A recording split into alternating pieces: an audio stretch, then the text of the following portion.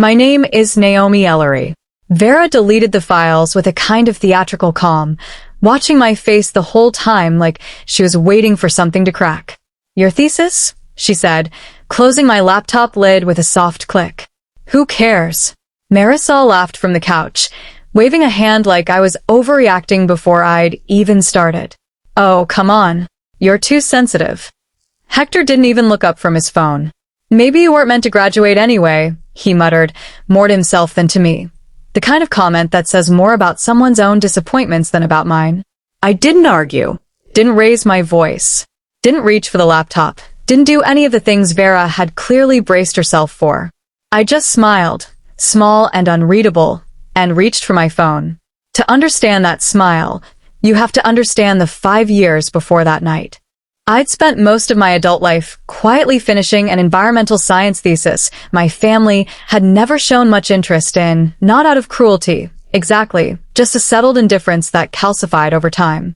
Vera had grown up in my shadow, watching praise drift consistently toward me, never quite finding her own footing. That resentment, unaddressed for years, had finally curdled into an act she thought would even the score. What she didn't know, what none of them knew, was that my thesis advisor had drilled one lesson into me early on, with relentless insistence.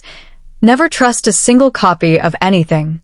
I'd taken it seriously, not because I suspected anyone in my life of wanting to sabotage me, but because real research demands that kind of discipline.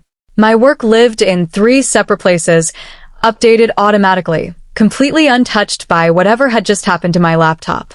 So instead of panicking, I dialed a number. Within the hour, headlights swept into the driveway. My grandfather Emilio walked in, still wearing his coat over pajama pants, calm in the specific way people are when they've already imagined a version of this moment long before it happened. He didn't ask what was wrong. He just looked at me, then around the room, Vera's crossed arms, Marisol's uneasy face, and said, "I brought the folder." Nobody understood what that meant except me. I exhaled for what felt like the first time all evening. For the past 2 years, Emilio explained, settling into a kitchen chair like this conversation was long overdue, Naomi's been sending me a printed copy of every major draft. It had started as a small ritual between us. He'd review it with his engineer's eye, mark it up in red pen, mail it back with notes.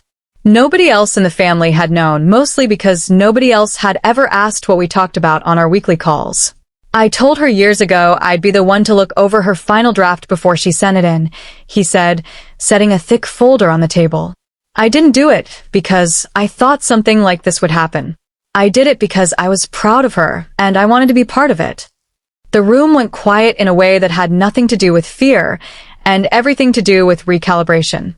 Marisol looked at the folder, then at her father-in-law, seeming to understand for the first time how much of my academic life had unfolded entirely outside the family's attention, not because I'd hidden it, but because nobody had cared to ask.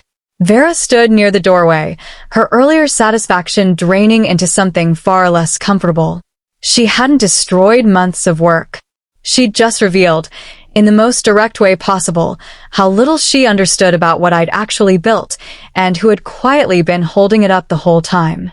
I didn't know Grandpa was doing that, Vera said quietly, almost to herself. Most of you didn't ask, I said. Not sharp, just true. There was no dramatic confrontation after that. I didn't need one. I spent the next several hours at the kitchen table with my grandfather, cross-referencing his printed draft against my cloud backup, restoring the final version with a patience that had nothing to do with anger and everything to do with simply finishing what I'd started. Vera sat in the next room, quiet, working through the uncomfortable realization that jealousy had cost her more than it had ever taken from me. I submitted my thesis on time, an hour before the deadline, with my grandfather asleep on the couch nearby. He'd stayed the whole night, just in case I needed anything else. Later, when people asked how I'd stayed so calm watching someone erase months of my work in front of me, I never framed it as toughness. I framed it the way my advisor had taught me to think about research in the first place. Real care isn't about assuming the worst in people. It's about respecting your own effort enough to protect it, regardless of who might one day fail to.